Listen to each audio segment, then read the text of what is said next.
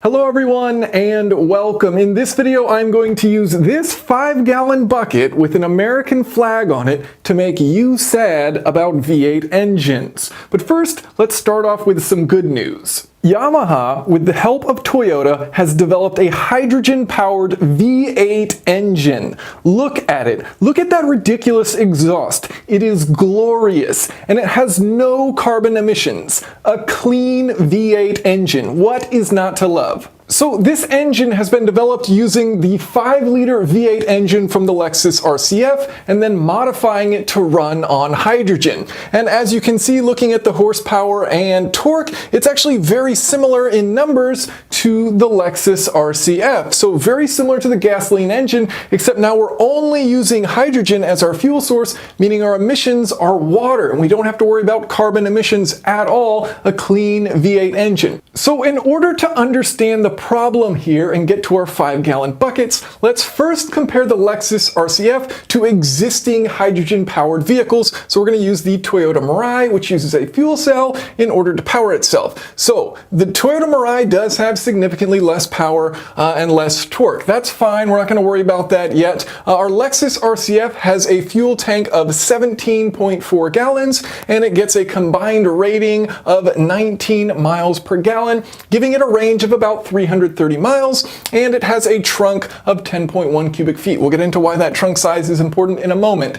The Toyota Mirai has 5.6 kilograms of hydrogen stored on board. This is basically how we measure how much hydrogen you store in a vehicle, because it's stored as a compressed gas rather than a liquid that you can simply measure in gallons. So we have 5.6 kilograms of hydrogen. That is within 142.2 liters of hydrogen storage tanks. There's actually 3 tanks in the Toyota Mirai, and it gets a combined MPGe rating of 65. So that gives it a range of about 357 miles, and it has a 9.6 cubic foot trunk. So as we look at these, both of these technologies exist today. Obviously, both of these technologies work. All right, let's dive straight into the problem. So let's assume we're going to create a Lexus RCF that instead of running on gasoline, it runs on hydrogen. So instead of putting gasoline in that 17.4 gallon tank, we're going to fill it with hydrogen. Now, the problem here is that hydrogen is at 10,000 psi, but let's just assume we can safely use this 17.4 gallon tank and fill it with this hydrogen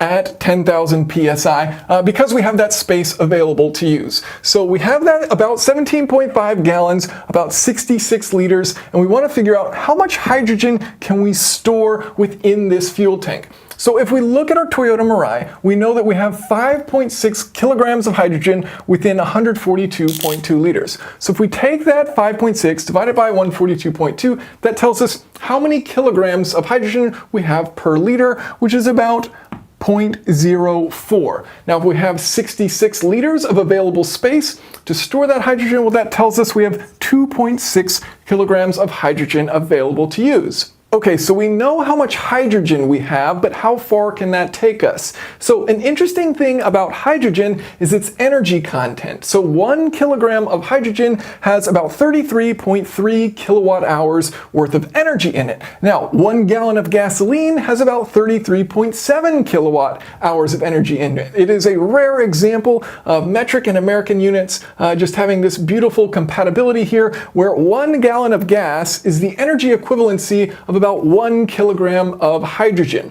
Okay, on top of that, hydrogen is also roughly equal in efficiency when used in a combustion engine as gasoline. Current studies show that it's slightly less efficient, but theoretically they have similar potentials as far as efficiency is concerned. So knowing that, and because we know our Lexus RCF gets 19 miles per gallon, and a gallon is roughly equivalent to a kilogram, and they have similar efficiencies, well, that means that this Lexus RCF powered by hydrogen is going to get 19 miles per kilogram. And 19 times 2.6 means our hydrogen Lexus RCF has a range of only 50 miles. And that is at the EPA rating, so meaning driving relatively lightly. You know, if you're going to actually put your foot down and have some fun, you could easily cut that in half and only have 25 miles of range. So when it comes to range, the number everyone loves to talk about is 300 miles. We want our cars to be able to travel 300 miles without stopping.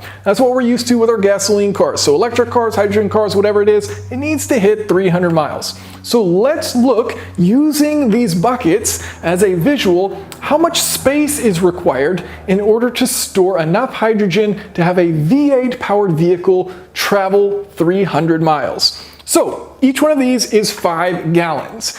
We just calculated that with 17.5 gallons, in other words, 3.5 of these buckets, we can travel 50 miles. So if we multiply that by 6, we get 300 miles. So 3.5 of these buckets times 6 gives us 21 buckets. Okay, so let's see how much space 21 of these buckets takes up. And keep in mind, we are putting these inside of a hatchback with the rear seats folded down. In other words, a vehicle that has a lot of storage space. This isn't a sports car with not a lot of space to store fuel or cargo. And yes, I did verify that these are in fact 5-gallon buckets.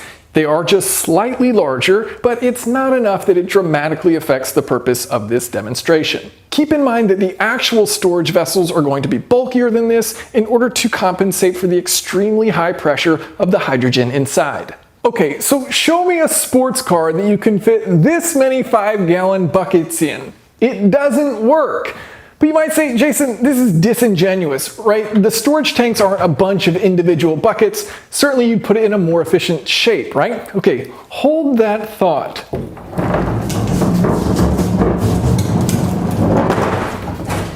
Beautifully branded. Okay, so show me a sports car that you can fit this inside of. And keep in mind, this is going to be at 10,000 PSI. So wherever it's located, it needs to be sure that in the event of a car crash, it's going to be kept safe. Oh, and this is 95 gallons, so we still need 2 more of these in order to get to 105 in order to have that 300-mile range. So if we calculate the volume required in order to store enough hydrogen for this Lexus RCF to travel 300 miles, it is 14.1 cubic feet, which as you can see is larger than the entire trunk of the RCF. And that's not even considering that it needs to be a pressure vessel that's holding all this hydrogen. There's not even enough space in the trunk to do it, and then you don't even have a trunk. Now, to further demonstrate how silly this is, let's analyze an electric car and talk about how much volume it needs to travel 300 miles. So we can do that by looking at an individual battery module. At this point, this is dated technology. This is from the Tesla Model S, and so we have about 16 liters required for one of these modules, which gives you 5.2 kilowatt hours. So you can do the math and find out that you need about 300 liters total in order to travel 300 miles, significantly less than you would need with hydrogen. And we're talking about a vehicle that has 1,000 horsepower, easily can hit 300 miles, and although it is similar in size to a Toyota Mirai, instead of only 10 cubic feet, it has 25 cubic feet of storage. Now, yes, it's a hatchback, so a bit of an advantage there, but the point remaining that even a battery does a better job than hydrogen in this case of trying to get something to travel 300 miles and still be sporty. Okay, so we need to be able to store all of this hydrogen in a smaller space. So how about as a liquid? Well, liquid hydrogen can store 75% more hydrogen in the same amount of space as gaseous hydrogen held at 10,000 psi. So instead of 21 buckets, we only need 12 buckets. Okay, so clearly liquid hydrogen improves this quite a bit, but it's still a ton of space that we're talking about here, and there's an even bigger problem. So if you want to store a lot of hydrogen at room temperature, which is the temperature we drive around in, well, then you have to compress it into a really high pressure so you can squeeze a lot of hydrogen into a small space. But you could have even more hydrogen if instead of a gas, that hydrogen was a liquid, which is possible. You can have liquid hydrogen at atmospheric pressure if you're able to bring the temperature down low enough to minus 253 degrees Celsius, just 20 degrees warmer than absolute zero. If you can get a liquid that cold, if you can get hydrogen that cold, it will condense into a liquid and improve its storage capacity by 75%. You've got 0.071 kilograms per liter rather than 0.04 kilograms per liter. Now, the challenge here is, of course, none of our garages are, minus 253 degrees Celsius, but this has been done. In fact, BMW unveiled in 2006 the Hydrogen 7, which ran on liquid hydrogen with liquid stored hydrogen. So it had this really fancy storage tank, which was able, super well insulated, so it could store this liquid hydrogen for a certain amount of time. So after about 17 hours, enough energy starts to seep into that liquid hydrogen tank that hydrogen wants to start to boil. So the pressure starts to increase, right? And so as that pressure increases, of course, you have to release it. Otherwise, you're basically just, building this bomb within your car. So you have to release that pressure. And so after about 17 hours, that's what the BMW Hydrogen 7 does if it's just sitting there. It starts venting out your fuel to the atmosphere. And after about 10 to 12 days, according to an article I found on Wired on the subject, that fuel is gone. So all of your fuel, if the car is just sitting there, just escapes, which there's a very interesting quote from BMW's press kit which says, "Parking in closed-in spaces is currently not allowed." In other words, you cannot park this thing inside of your garage because it's just going to vent all of the fuel inside your garage. Now, you don't actually have to worry too much, I don't think, about the fuel because they use a catalytic converter so that as that hydrogen is escaping, it mixes it with oxygen, and so you just have water being vented out. But it's still a problem, right? You're going to fill your garage with the fuel from your tank that you paid for, and now it's worthless and it's just all over your garage. So they don't let you park it in a closed space, and you cannot have a garage at minus 253 degrees Celsius, at least not yet, or it would require a ton of energy in order to keep a garage that cold so your hydrogen doesn't escape.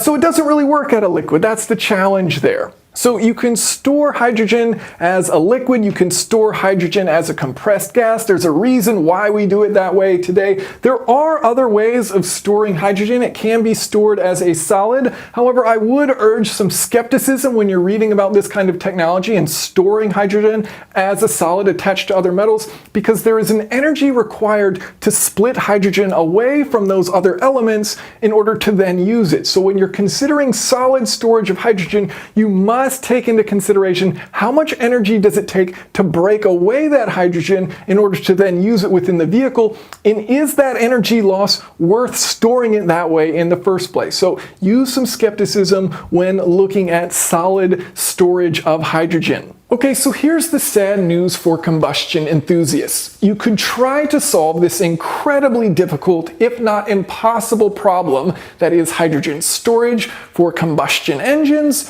or you could use technology that exists today. So here's how many buckets you would need if you were using a fuel cell and you wanted to travel 300 miles.